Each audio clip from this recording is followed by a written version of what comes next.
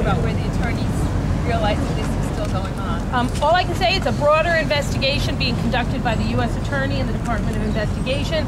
It's an investigation we believe is unrelated to the matter we're discussing today. It's an investigation in which I am not a target, and that's all I really know about it. Are you concerned that this might have an adverse effect upon your political future?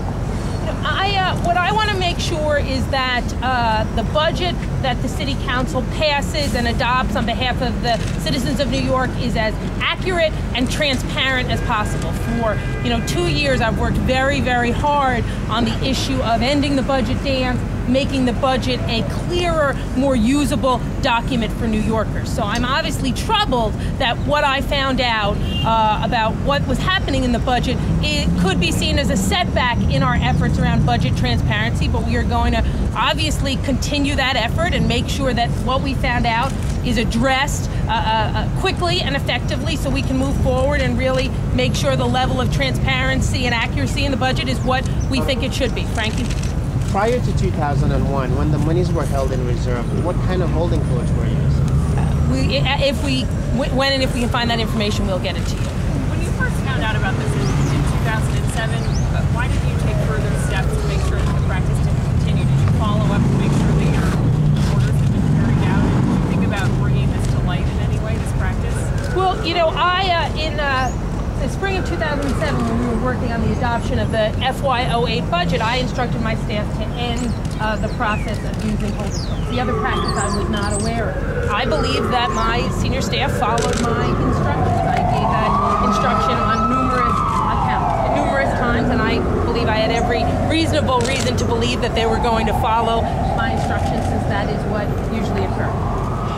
Can you clarify that? You said in the spring of 2007 you learned of the use of holding codes. No. I said in spring of 2007, I instructed the staff to stop using holding codes in the budget.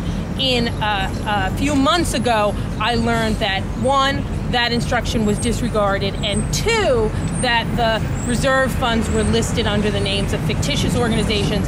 And we believe that practice has gone on at least as far back as 2001. That information I found out only a few months ago, and upon receiving that information, instructed the staff to give all of that information to the U.S. Attorney and the Department of Investigations. Doing that, do you believe any illegal activity occurred? That's really not a determination I can make. That's a determination for the prosecutorial folks to make. I can't make that. I'm sorry, did you have your hand up? I just want to go to folks who haven't. Councilman Tony Avella said that this is probably the tip of the iceberg and part of a pattern of you rewarding political allies, and even suggested that this might have been done in exchange for votes on particular legislation, possibly on congestion pricing and things of that nature.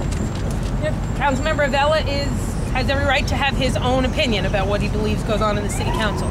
For 2 years, we, in my office and in my administration, have made the budget more transparent than it has ever been. We are the people who began the change in Schedule C of the budget, where names of individual council members who made the request for funding for an organization are now listed. We are the ones who have committed in the budget we will pass this spring to also begin listing names of council members next to capital allocations. I am obviously deeply troubled about what we found out, and I am working with my staff and the authorities to make sure it has been looked into.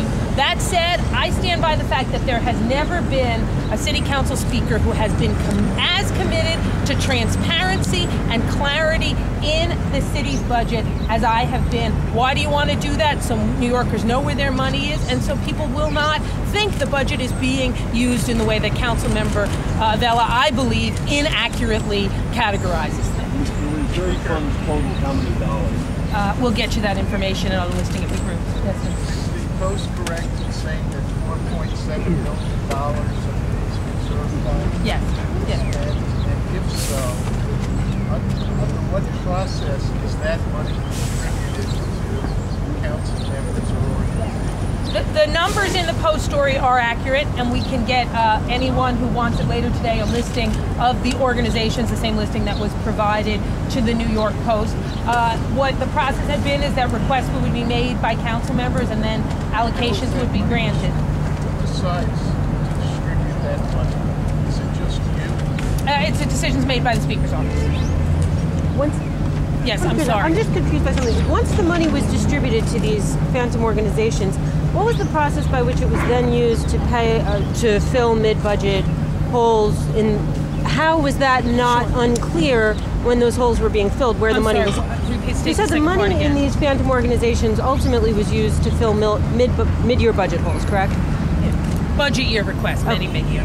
How was it? Wasn't it confusing that money wasn't being spent for certain organizations and suddenly the money was there for other, needs in the budget?